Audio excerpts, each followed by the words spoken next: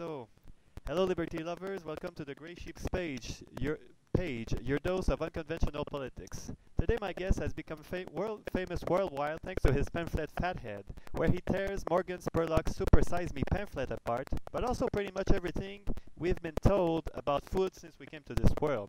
You can see this video on YouTube, thanks to the link below, and you can also link to his blog where he regularly talks about bogus research on food or nanny staters wanting to control what we eat. Tom Naughton, thank you for being with us today. Thank you for having me. First, tell us about yourself. Have you ever walked down the road to serfdom?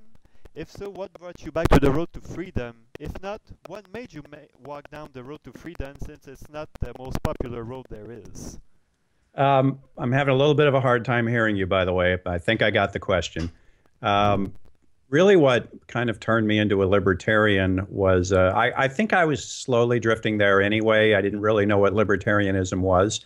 But I ended up in a political debate, friendly debate with my older brother.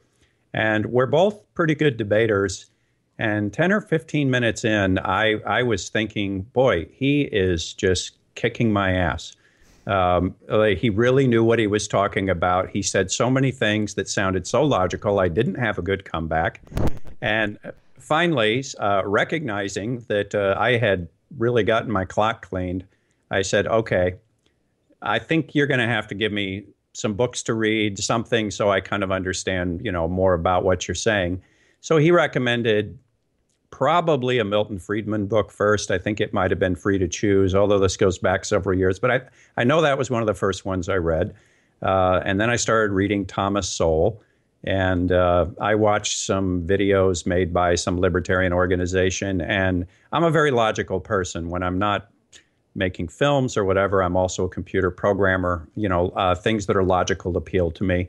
And the more I read, I was thinking, this is just so darned logical. It makes sense. So a lot of sort of fuzzy thoughts that had been maybe going around in my head became really clarified. And at that point, I became pretty interested in the topic and kept reading. So your brother seemed to be libertarian. How about the rest of your family? Not really. My parents both came from, union labor families.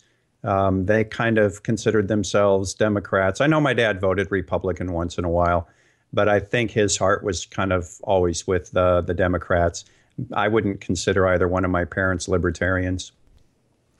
So what was their reaction when they realized you weren't in the right team? We don't really have a lot of political debates around the dinner table or anything. It was more kind of, oh, so that's what you believe. Oh, okay. And that was it. Okay. And now going for your affinity for food science now. How does one switch from being a comedian to a health specialist or connoisseur? I don't know if I'm a health specialist. What I really think my role is in all this is to take the good information that's out there and present it in a way that is amusing, entertaining, and clear to the audience so that they'll be interested, so that they'll pay attention. You can't hit everybody over the head with science. I mean, I kind of like some of the science geek stuff, but there are a lot of people out there that they say, explain it to me, as the line in Philadelphia, tell it to me like I'm 5 years old. So I try to tell it to people in a way that they will understand and try to add some humor so that there's some entertainment value and they'll keep paying attention. But as for how I got there, I was living in Los Angeles, and like a lot of actor-writers, I'm thinking, is there something I can do to kind of get a leg up? Very often what you do is you do a pilot for a show you would like to produce, as a sample. I wanted to do a show called In Defense of Common Sense, which would have been a kind of average guy, although funny average guy, looks at issues of the day. And of course, I would have been looking at them from a libertarian standpoint, which, by the way, I think is the common sense standpoint. And in LA? Well, it's not common sense in LA. But what I would call common sense is more libertarian. And really what I had planned to do was my first episode or pilot, I was going to do it on how we treat fat people in American society. Fat people are one of the few groups out there you can still basically be quite bigoted against and get away with it. I watched Super Size Me because I'd never seen it, and I decided to watch it as kind of part of my research. And it so annoyed both the common sense and the libertarian side of me that by the time the movie was over, I decided I'm going to do my own documentary to reply to this, having no idea if it would ever go anywhere, if it would ever see the light of day. I just felt like I had to do a response. Over the course of doing research for what eventually became Fathead, and this is the part that surprised me, this is where I discovered just how much of what we have been told about healthy eating is wrong. It's flat out wrong. It was never based in science. It was mostly based in politics. So as I was beginning to make Fathead, the nature of what it became changed. So there's still the here's what's wrong with Super Size Me aspects of it, but really at least half the film, mostly the second half, is more here's what's wrong with everything you've been told about healthy eating. So it was really watching Fathead watching Super Size Me that prompted you to make Fathead? Yeah, that's kind of what really sparked it. So as much as I have insulted Morgan Spurlock over the years, I guess I should send the guy a thank you card. Because if there had never been a Super Size Me, I don't think I would have made Fathead. Well, without making Fathead, would you have, let's say, in your show, if ever it saw the light of day, make something about the bad government advice on food? If I had become aware of it some other way, then yes, I would have. Because once I realized how bad that advice was, it really, really annoyed me. Because it's not just that it's bad advice. It is bad advice that is, for example, imposed on our school systems. So a lot of kids are eating this way. We've even had cases in the States. I don't know if it's happened up there in the Great White North, but we have had cases in the States where kids have brought a lunch from home and somebody from the school has inspected it and said, oh, that doesn't meet government regulations, and made them take a school lunch instead. So basically, this horrible diet is actually being imposed on kids. So as a libertarian, not just as a father and not just as someone interested in health, but as a libertarian, I mean, that just makes my blood boil. Me too. You spoke of a case in Canada. I think it was published on your blog. Someone in Manitoba was fined because the lunch didn't meet the requirements. You're right. I'm glad you refreshed my memory. There was a case like that in Canada. We've had cases like that in the United States, which I reported on the blog. One of the school districts in Chicago finally announced that they were not going to even let parents send lunch from home anymore. The kids were going to have to eat a school lunch because that's the only way they can make sure kids are eating, quote unquote, correctly. And when you factor into that, the fact that what they consider the correct diet is not a good diet, it's in many ways a damaging diet, something is very, very wrong here. Well, it's good for the economy. It's good for the grain industry. I think it was Michael Pollan described the U.S. School lunch program as a waste disposal program. And what he considers the waste are all these grains that we produce because they're subsidized. Okay.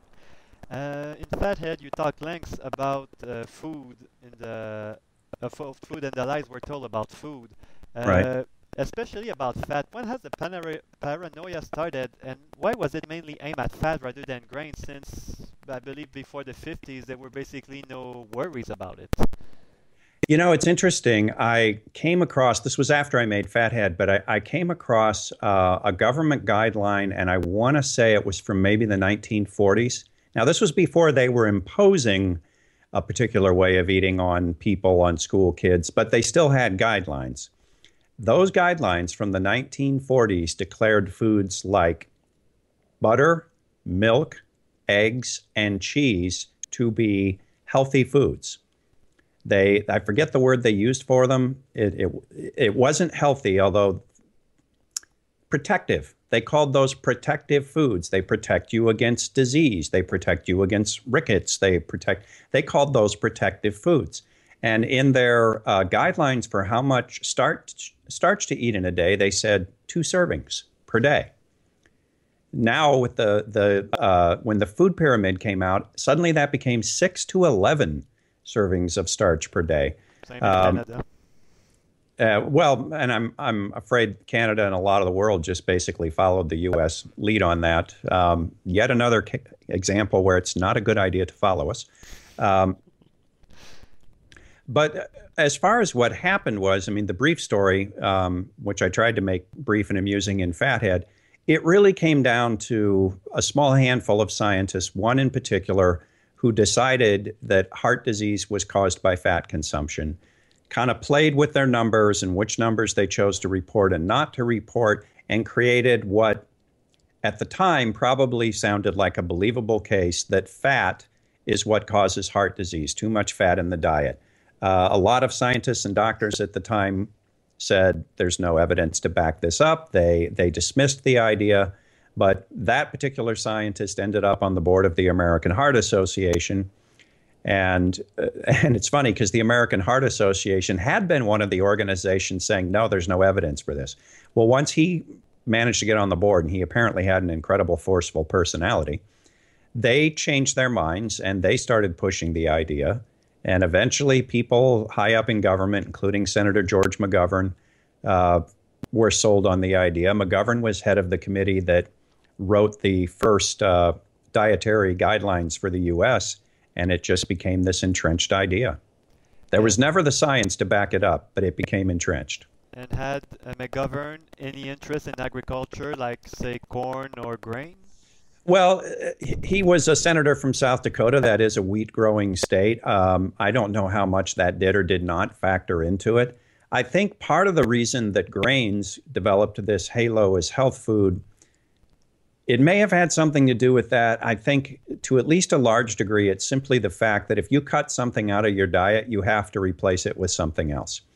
And if you're going to cut out fat, you're going to eat more carbohydrates. They weren't going to say eat more sugar. So essentially, they told us to eat more grains. That's one factor. Another factor, which it's interesting because I did a lot of research for Fathead, but I was still not aware of this when I made Fathead. I learned this from Denise Minger's book, Death by Food Pyramid. The woman who wrote the first guidelines that they intended to release around 1980, she also recommended a fairly low intake of starch.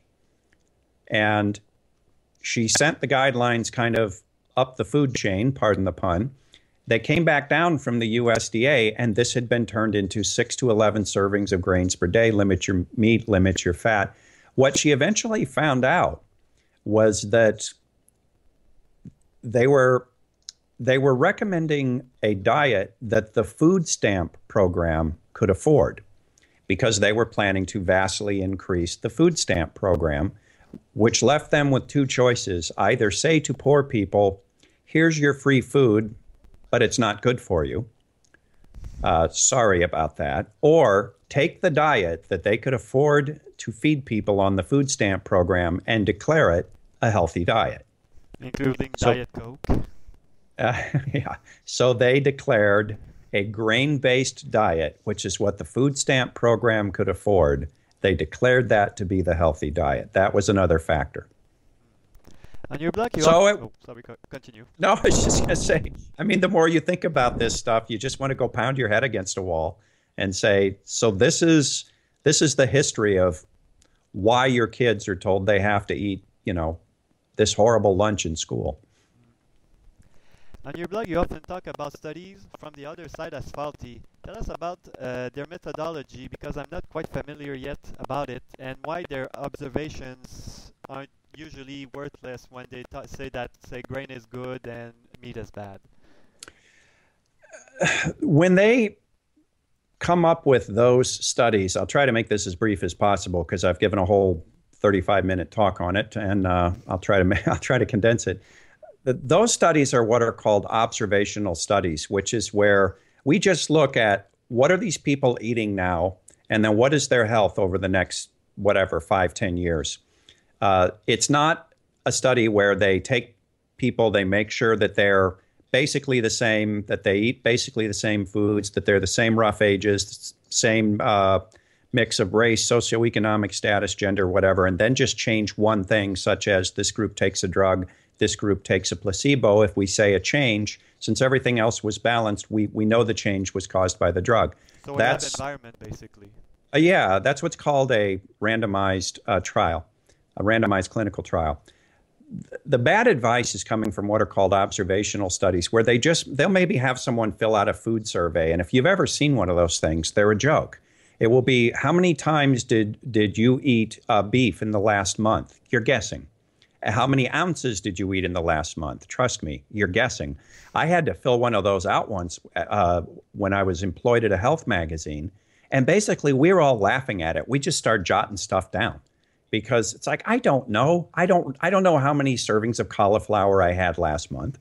So basically, those are guesses. Then they track what happens to people's health over the next whatever length of the study, 5, 10 years. And then they look for these associations and say, aha, the people who ate more meat had more heart disease or more cancer. And they act as if that's proof. It isn't, because there are almost always in those studies way too many what are called confounding variables. For example, maybe people who eat a lot of meat are also the group of people who smoke more. Maybe they're the group who drink more. If you tell people that meat is bad for them, then health-conscious people will eat less of it, and health-conscious people are healthier for all kinds of reasons. And so you will find this association. Oh, look, the people who ate less meat were healthier. That's one way they mess up. They also mess up in terms of, if you do those observational studies, you may get this study where the meat eaters had more cancer. But then there will be a similar study where they had less cancer, and you can find those. Well, the person who's picking which studies to publish thinks meat causes cancer. They grab the ones where there was an association. Now, if there's an association in some studies and not an association in other studies, that almost always means there is no cause and effect. But you can cherry pick which studies kind of suit your agenda. The other big problem with the grain studies, they will give people whole grains. They'll give another group of people white flour. The people who are eating the whole grains have slightly better health outcomes. They will say whole grains are good for you. It doesn't prove that. What it probably proves is that whole grains are not as bad for you. And the example that I gave in my speech Science for Smart People, if I have one group of people smoke filtered cigarettes, another group smokes unfiltered cigarettes, the people smoking the filtered cigarettes are going to have better health outcomes. But none of us would look at that and put up a big headline saying filtered cigarettes prevent cancer. They're just less likely to cause it. There's a huge difference. So in a nutshell, that's what's wrong with a lot of the science out there. And what about studies that do show, say, the Mediterranean diet, where there is a lot of unsaturated fat like olive oils? Are they also observational, or they're actually a little more thorough? There have been both kinds. Again, when they put people on a Mediterranean diet, you not only have to look at what people are eating, you have to look at what they stop eating. And when they put people on a Mediterranean diet, sure, they consume more olive oil. They also, a Mediterranean diet is low in sugar. It's low in white flour. It's much higher in vegetables. So there are all kinds of reasons that a Mediterranean diet is better than what we call the standard American diet, which is basically a diet based on grains and sugar and other junk. We can't really determine from that, is there any one aspect of the Mediterranean diet that is better? We can't just say it's the olive oil. It's probably not the olive oil. We can't just say it's the vegetables. That may or may not have something to do with it. It's probably getting rid of the sugar and the white flour. Still about observations, you talk a lot about confounding variables. What about exercise or life habits? What would be the most influential thing? Food, habits, or exercise? It would depend on what we're talking about. If you're talking about weight loss, it's 90% food. If you're talking about things like preventing heart disease, I think I have a watch beeping at me in the background. Sorry for that. It'll stop in a second. If you're talking about something like heart disease, I think it's going to be a fair amount of both. I remind people on my blog that exercise is not an effective means to lose weight, which studies show it is not. If that's all people hear me say, they say, oh, he's against exercise. I am not at all against exercise. I exercise. Exercise is not good for inducing weight loss. It is good for making you healthier. People who exercise do tend to have lower rates of heart disease, even if they're fat. So I think the exercise is important. The diet is hugely important. So if you're talking in terms of health longevity, is one more important than the other? Probably diet, but I would say they both count. Are you still paleo? And what about the rest of your family? I'm not strict paleo. I lean in that direction. We eat very little processed food. The reason I would say I'm not strict paleo is I love butter, which is a dairy product, and the really strict paleo people don't consume dairy products. So we include butter and sour cream and cream in our diets. I don't think a food has to be paleo to be good for you. It's a good guideline, but it doesn't have to be paleo. In other words, you can't say, if my Paleolithic ancestors didn't consume this, that automatically makes it bad. No, that's a good guideline, but you have to look at the actual effects. And the actual effects of butter and cream and raw dairy products are good for your health. So we do consume those. We don't consume sugar. We don't consume grains, except, on weekends, if my daughters are going to a party and they're serving pizza, we say, sure, we don't want to be, food fascists. But at home, we don't have wheat in the house. We don't have cereal. If they eat bread, it is a gluten-free bread made out of mostly tapioca. A lot of meat, eggs, vegetables, some seafood, nuts, sweet potatoes. We have a big garden, so a lot of this stuff comes out of our own garden. So it's a whole food, unprocessed diet leaning toward paleo. How are your daughters, quote unquote, coping with the lack of sugar, considering that the average children is basically indulging in sugar? Well, they never were allowed to eat a lot of sugar on a regular basis, so it's not something we had to break them from, which is good. They're like any other kid. When the sugar is available, they will indulge if we give them the chance. And we do give them the chance. Again, we don't want to be food fascists. And also, I don't think it's the occasional treat that screws up a kid's health. I think it's the daily, abuse of the body. So if they're going to a party and it's cake and ice cream and pizza, no problem. Go ahead. Although my older daughter especially has noticed that she doesn't do well with wheat products. So she will kind of self-limit on those because she knows she's not going to feel good afterwards. Halloween, we have a 3-day rule. For 3 days, including Halloween night, and then the next 2 days, it's your Halloween candy, go nuts. But after 3 days, you're done. Anything that's left over is going in the garbage. Now, the first year we did that, they ate so much Halloween candy in those 3 days, they made themselves sick.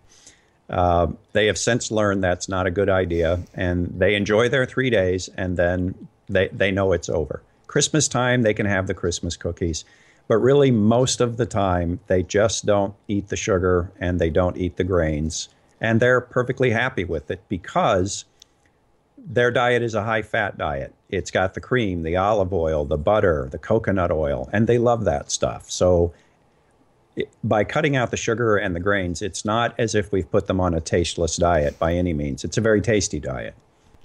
I don't know if it happens to you, but I eat so little sugar that when I do eat sugar, like a piece of pie, I feel nauseous because it's too sweet. Yeah, absolutely. In fact, even before I got interested in health, first with Fathead, which Fathead put me in more of a low-carb diet, and then when more information came out about paleo diets, I kind of drifted more paleo. It's still on the low-carb side, not as low-carb as I was before, definitely more paleo than I was before. But even before all that, I frankly just never ate that much sugar because it just didn't make me feel good. I would, like you, I would get nauseated if I ate a whole piece of pie or something like that. Do you hope to live and see government mend its faulty science and let people eat what nature wanted us to eat? I hope I live to see that because that would mean I probably live to be 150, and I'm all in favor of that. So yes, I would love to live that long to see government admit it was wrong. I figure, let's see, I'm 55. Yeah, 45 years would make me 100. Yeah, I think in 95 years they might do it. But without at least the lip service to austerity would say the farm bill be shrunk so there won't be as much grain available. Yeah, we have to get rid of these subsidies and just kind of let the food markets work it out for themselves. And it's interesting because I know a lot of people will say, "Oh my God, that's going to destroy the farms." Well,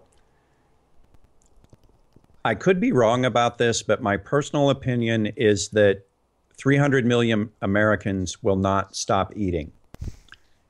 So I think there will always be a market for food. Since there will always be a market for food, there will always be jobs for people to produce food. They may be different jobs. They may not be agribusiness giants. Maybe it'll be more family farmers, maybe not. But we certainly don't have to subsidize the farm industry for food to be available. I also, through my blog, have corresponded with a guy who is a farmer in New Zealand, and they did get rid of their subsidies. And he told me there were all these predictions of gloom and doom, and it was going to destroy the whole agricultural economy and all that. And none of the bad stuff happened. They just adjusted and went on. Well, in the short run, there might be some damage because everyone is depending on those subsidies, but in the long run, soil will just be more efficiently used. I don't know if you read French economist Jean-Baptiste-Say, but he says that agricultural subsidies just put people to use more sterile land in order to actually do the agriculture. Yeah, absolutely. I've read his Seen and Unseen essay. No, that's Bastia. Bastia. I'm sorry, I thought that's what you said. And the land use would certainly change. But if, right now, cattle should be raised on grass, which is not only better for the cattle and better for you because it makes a higher quality meat, it's better for the land in the long run because when cattle live in pastures, they produce topsoil, they fertilize the land. We have made subsidized corn so incredibly cheap that it is cheaper to ship in corn and feed it to them than to let them walk around and eat the grass. So in addition to everything else, we are screwing up our soil with all these subsidies. I mean, it's going to have to stop at some point. It's just like with the U.S. debt. It's going to have to stop at some point. There is a natural end to these things. The only question is, will it end before it turns into a disaster or before? That's the question. And I hope to live to be 150 so I can see what the answers are. Any final thoughts? My final thought is the answer to better health. A lot of people say we need government to do this. We need government to do that. They need to label this. They need to require that. I want people to stop and think about how many fat diabetic people, how many fat diabetic kids did you see before the government stepped in to help? Before there were all these labels, before there were all these school lunch requirements, before we had Let's Move and Healthy Hunger-Free Kids Act and all that, back in the 60s when I was a kid, when kids were drinking whole milk and the government didn't say, oh, that's bad for you, how many fat kids did you see in school? How many 10-year-olds had diabetes? So I think the answer is not more regulation. It's for them to stop what they're doing, get out of the way, and let people figure this stuff out because people will figure it out. Well, Tom Naughton, thanks for being with us. For those who haven't joined Liberty.me yet, you can do it and save $5 a month on your subscription by entering the code BASTIAT-SAY. I hope to see you all of you there eventually, and may liberty be with you.